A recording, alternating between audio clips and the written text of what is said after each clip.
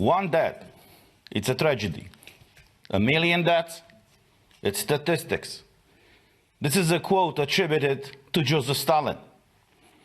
Now, when I was reading the quote of Ursula von der Leyen, of what she said in that press conference on December 1st, 2021, from the stage of the European Commission, where she said, and I restate it, there are 150 million people in Europe who are not vaccinated. I was completely shocked. See, when we look at the citizens of the European Union, we see not 150 million people who are vaccinated and the others who might be vaccinated.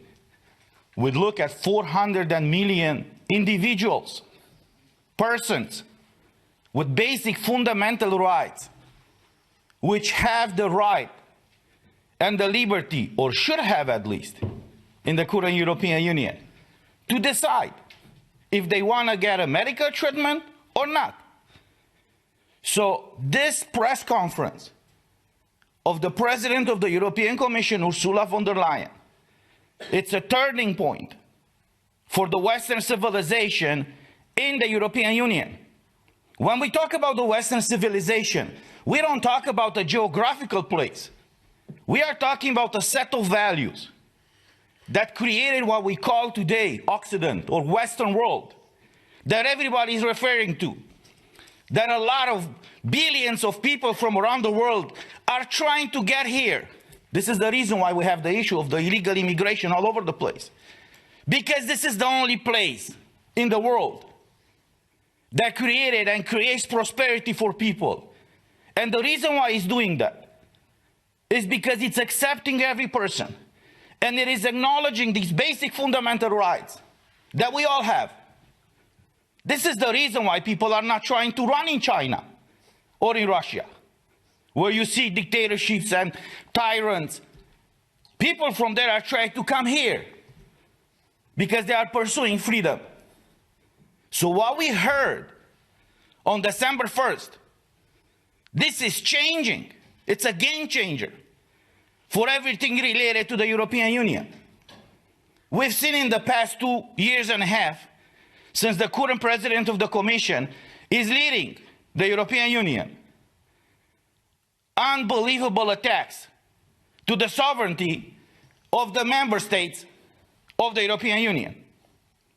But what we've seen now, and this is unprecedented, she's questioning, this is the problem, and I repeat, she is questioning the basic fundamental rights of every citizen, of every human being living inside of the European Union.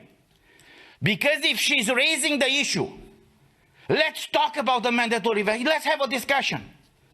Discussion about what? About forcing people to do something against their will, or to accept their freedom of choice. And as it is done always in these EU institutions, everything is a compromise. We've been part of the debates in the parliament. Everything that people say here, everything that majority of the people vote, is not a matter of right or wrong. No, let's have a compromise. What I'm asking the European citizens, where do you draw the line? Where do you compromise? How much of that power you want to give to the European Commission, to unelected bureaucrats, to decide against your will what to be vaccinated with in order to live a free citizen, if you can call it that way, you know, as Ivan said. So what she's doing right now, it is an attack to even the existence of the European Union. Because if you go in the Treaty of the European Union, Article 3 says the following, and I quote, "The Union shall offer its citizens an area of freedom, security, and justice." Freedom is not an abstract concept. Freedom, liberty, it's individual. It's personal. The government cannot say, well, you know, you have the choices between A and B. No, I want to be the one making those choices. You have to create for me an environment where I can exercise my right to choose. It's not you giving me options. It's me choosing my own options. So for us, it was mind-boggling to hear, even from the highest level in the EU, Ursula von der Leyen coming publicly and say, well, let's have a debate about it.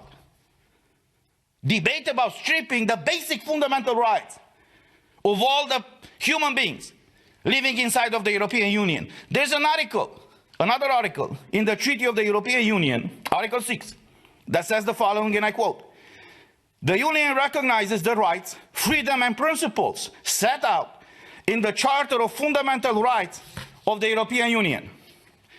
And here's the first page of that charter. The first article is talking about human dignity. You see, it's not talking about the state. It's not talking about the Commission, about the Parliament or the Council. The first article of this charter is emphasizing the role of human dignity and says human dignity is inviolable. It must be respected and protected. Article 2 is talking about the right of life. But Article 3, it says the following, and I quote, "Everyone has the right to respect for his or her physical and mental integrity. In the fields of medicine or biology, the following must be respected in particular: the free and informed consent of the person concerned according to the procedures laid down by the law." And I repeat that. The free and informed consent of the person. These are the basic values, the fundamental values that are the foundation of the European Union. Now, if she is challenging the foundation of this union, which was not based on institutions or governments, it was based on creating, as the treaty says, an area for its citizens, an area of freedom, security and justice. Well, how can you have justice? How can you have security anymore if you are violating the basic fundamental rights of the EU citizens? I heard and I saw articles in the media saying, well, you know, some people from the right are contesting this. Look at us. I'm from the, let's say, the right side of the parliament. Christine is from the right. Francesca and Ivan are from the non-affiliate. But Stasis is from the left, Greens. See, it's not a matter of right or left. It's a matter of right and wrong. And clearly Ursula von der Leyen, what she's doing right now, is wrong for the European Union, and it is wrong for the people living inside of the European Union. The reason why we wanted to have this first press conference about what she said is just to raise these issues, and we can guarantee you that this will not be the last one in regards to this. And before I close, I want to say a few more things. This Sunday, I was present at a huge protest that took place here in Brussels. March for Freedom. Over 120,000 people, according to many people who counted everybody who was present there, participated at this meeting. I want to congratulate and thank everybody who participated at this meeting. Many people came from far away from Belgium and even from outside of Belgium. They came here in Brussels to march for freedom. These people wanted to be free. They want to make their own choices. I met in that group people who were not vaccinated, but I met people who were vaccinated. And I asked them, why are you protesting? Because I want to be free. I want to make my own choice. I don't want the government, the commission, or anybody else, especially unelected bureaucrats, to force me, to coerce me to do one thing or another.